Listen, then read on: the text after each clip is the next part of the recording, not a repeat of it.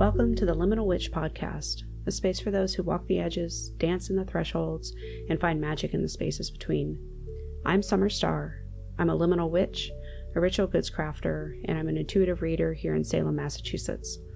If you've ever felt like your practice doesn't fit neatly into one category or tradition, or if you feel pulled to the provocative edges of the unknown, then this podcast is meant for you. Welcome back to the Liminal Witch. This is episode 2, and today I'm going to talk about the liminal magic of February. So unless you're really into certain celebrations like Imbolc or Lupercalia or Valentine's Day, maybe it's your birthday month, happy birthday, it's pretty safe to assume that February probably isn't really anyone's favorite month. It depends where you live, of course, but in many areas in the Northern Hemisphere, it's cold, it can be really bleak. Sometimes it just feels like a graveyard of New Year's resolutions. And if you live somewhere like I do, in Massachusetts, you might have a whiteout snow, or maybe it's really muddy and gray and it's just a slushy mess. The world, it just might look like the world's been sucked dry of color and it just kind of feels yucky and gross. There's a restless sort of dragging energy that can feel like a really slow trudge through, dirty snow before spring.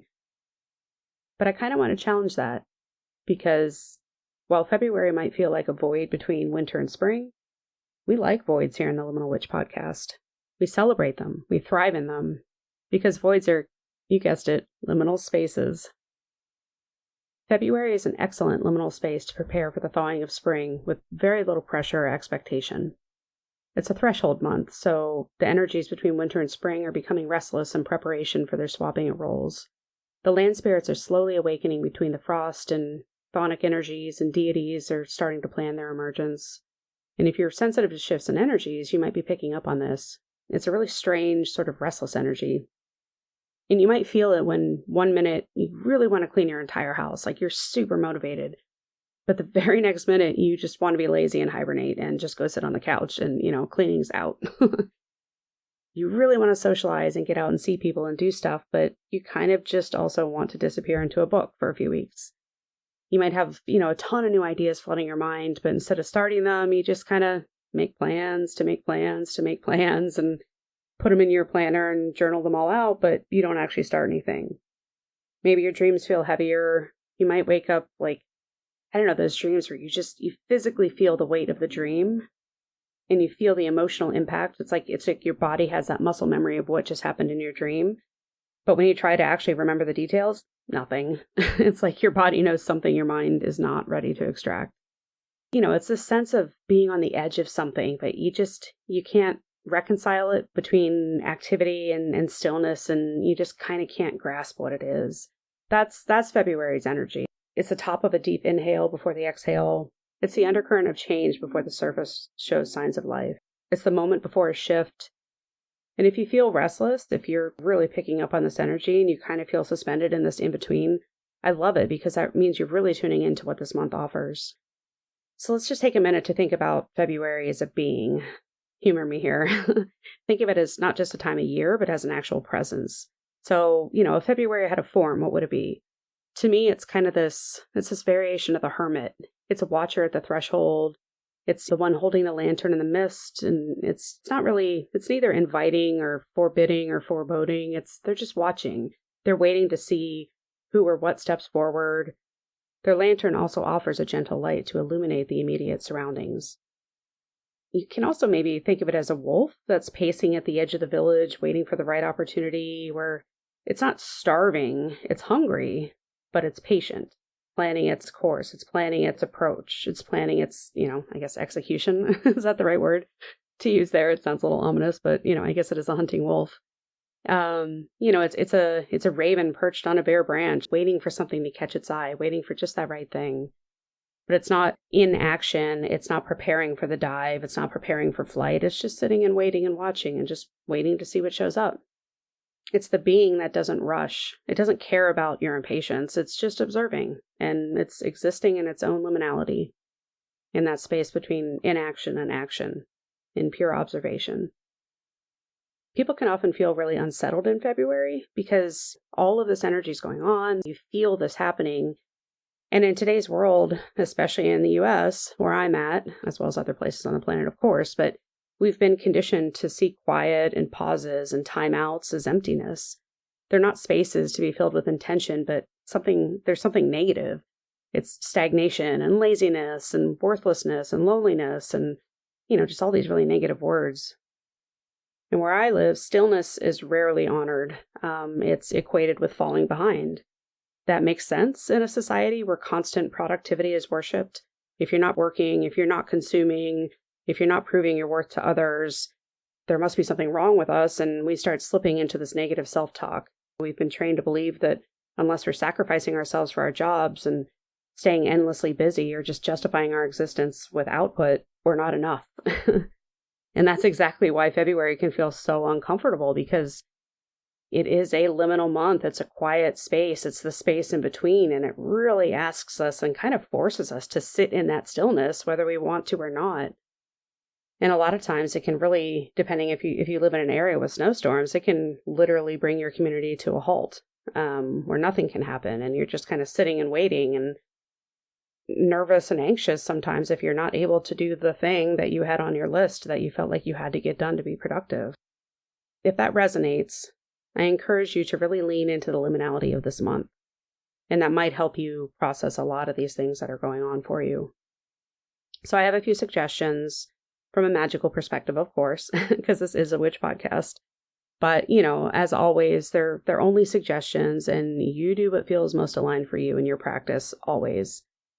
Thinking about the liminality of February, when it comes to divination, be patient. The messages this month, they're not going to be loud, at least from my perspective. You may have a different experience, but whether you use tarot cards or throw bones or do fire scrying, expect riddles, not clarity. This is not the time for yes/no questions. I don't really like those anyway, but if you're seeking them, in my perspective, you're definitely not going to get them this month. From my experience, spirits and energies communicate through really weak echoes and whispers this month. So again, be patient with the process. What we can do during this time and where we can seek divinatory direction is related to seeds that we've planted or are about to plant.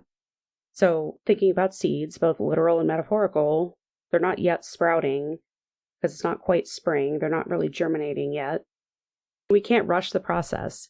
We can, however, tend the soil around our seeds, make sure they have everything they need, so once they do start to awaken in the spring, they have their best chance of survival and the best chance of strong growth and building the strongest roots that they can. And divination can really dial in to that energy and help us identify which energies and efforts are the most supportive to those ends. Regarding ancestral work, as a liminal month, the veil's not going to be as thin as other times of the year, so say like Samhain and Beltane, but I do find it to be one of the easier times to communicate with the dead, because the veil is a bit thinner because it's a liminal month. So, freshen up and do an early spring cleaning of your ancestral altars and light your candles, make offerings, ask questions, and listen again for those echoes and those whispers, because it's not going to be clear communication this month, but you will receive some messaging. And a lot of times, I don't know, I might be thinking they're a little diabolical in their approach, but I think that spirits whisper during months like this and during times like this because they want us to meet them halfway. They don't want to make it too easy. I mean, they really want us to tap into our intuition and reach into these liminal spaces and come more toward them than them always having to come all the way to us. So that's part of why I think the messages aren't quite as clear. As far as shadow integration, if you're doing shadow work, as a liminal month, this is a really excellent time to focus on that. Liminal spaces, they're really good at revealing what lingers in the cracks. What part of you might be afraid to move forward, and what are you still clinging to in the past? What maybe isn't resonating with any of the resolutions that you formed in January, and why?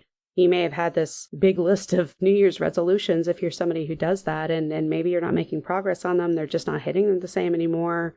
That's okay, but now is a good time to ask why and stop pushing forward on things that don't need to move forward.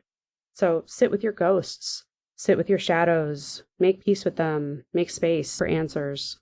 So again, as a liminal month, hopefully somebody's doing a drinking game where you drink every time I say liminal, because I'm pretty sure I'm saying it 10 million times, but hey, it is the Liminal Witch podcast, so I get a little room to do that. So as a liminal month, this month is a crossroads between winter and spring. It's a really good month to do that crossroads magic and tap into that liminal space between where you've come from and where you're going, and review the paths that are available to you, which include some of the most important ones, which in my opinion, those are the trails that you blaze yourself. where there isn't an existing path, but you know you need to go this direction to get from A to B. And so you know what? You build that trail yourself. That's always an option. Remember that. You don't always have to take the path that you see. You can take one that you make. Take time to acknowledge all the options that sit before you and plan your next best step. Doing this crossroads work, it's even more potent in this year of the Hermit. So we'll talk about that energy probably, I think, in the next episode. But for now, just know that you're holding the lantern to illuminate your own next steps. My final suggestion is take some time to talk to the land.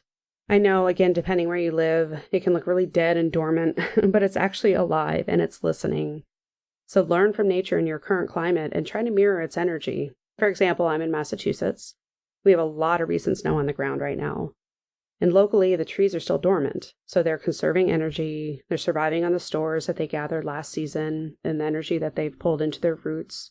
They're protecting their most valuable living parts, if you will, even the tree's alive, but if you want to consider them their living parts. The parts above ground kind of appear dead or frozen in time, but the root systems, the buds that are forming very slowly, and even some of the seeds are sitting there lying in wait for the imminent thaw of spring. And that being said about colder areas of the Northern Hemisphere, I did live in Southwest Florida for a while, and I'm familiar with, the seasons there are basically just hot and hotter, and there's no formal transition. There aren't 4 full seasons, which most people are aware of. So you don't get that delineation between winter and spring and summer and fall and back to winter again. But even Florida goes through periods of dormancy and explosive growth. Tapping into those energies and emulating, is this a time I'm supposed to be sort of quiet and bring my resources inward and really think about my next steps and contemplate my next moves forward? Or is this a time when I'm supposed to be explosive and growing out of control and just eating up all these great resources that are around me to take advantage of that energy? And really trying to tap into that can be really helpful in your own magical and personal life. So to kind of tie up some of those thoughts, a lot of the magic this month really lies in your willingness to recognize and remember that stillness is not a sign of laziness or failure, and how paying attention to the natural rhythms of local environments around you, I strongly believe that you'll feel and see a noticeable impact of how those energies can really strengthen you personally and within your magical practice. And understandably, I was there too in the corporate world not too long ago. Some of you might be in a job where you have to put on your type A, highly motivated and ambitious hat from the moment you wake up until you get home or clock out. If this is your reality, even working in 1 minute of slowing things down this month can have a huge impact on everything, your health, your ability to connect to the rhythms around you, your magical practice, and again, related to your health, like your cortisol levels and stress hormone levels, just taking that minute and just connecting and slowing down. And you might not think you can find those minutes, but I bet you spend a lot of time doom scrolling, unfortunately, especially right now with the way things are going in this country. But I digress. Put the phone away when you're waiting for your train or waiting for your Uber, of course, unless you're checking for your ride, and just spend a minute breathing.